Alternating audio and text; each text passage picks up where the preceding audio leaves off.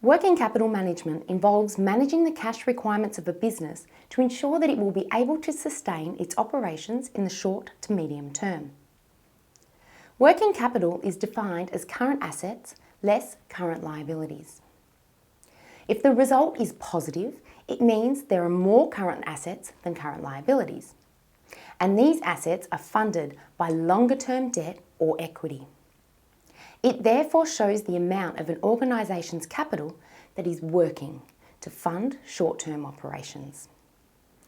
However, if the result is negative, it can mean that cash flows from the organisation's short-term operations are helping to reduce the organisation's longer-term capital needs. While a negative result can be seen as a significant liquidity concern, in some cases it can also reveal strong cash management, such that cash is not sitting idle or tied up in inventory and accounts receivable. Woolworths Limited is a large retail company in Australia, operating supermarkets and hardware stores. At the end of the 2015 financial year, Woolworths had current assets of $7.66 billion and current liabilities of $9.17 billion. Working capital is therefore negative $1.51 billion. This indicates that Woolworths could not meet all of its current liabilities at this time using current assets, highlighting a potential liquidity concern as the current ratio is below 1. However, when we consider the business operations of Woolworths, it is likely that they have very strong cash management techniques. That is, having a significant proportion of cash sales, minimising inventory holdings, and having minimal accounts receivable, whilst also extending accounts payable days out as long as possible. To help us further analyse an organisation's working capital position, we can focus more specifically on the three major components of short-term operations, being inventory, accounts receivable, and accounts payable.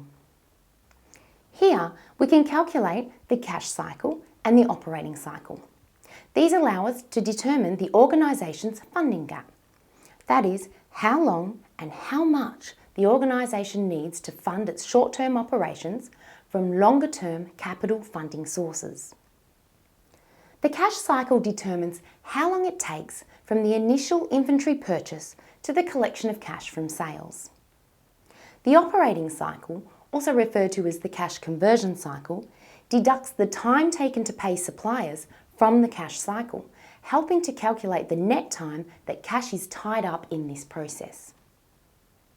Going back to our Woolworths example, we can use information from the profit and loss statement and balance sheet to work out the average inventory period, the accounts receivable period, and the accounts payable period. Not surprisingly, Woolworths' accounts receivables period is very low, which we would expect for a retail store where most sales are paid for in cash. The overall cash conversion cycle is negative 5.46 days, which tells us that Woolworths' funding gap is negative.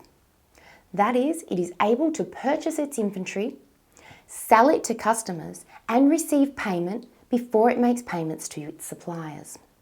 We can also estimate a dollar value of this funding gap by multiplying the funding gap in days by the daily cost of goods amount. For Woolworths, this dollar funding gap is negative $663 million.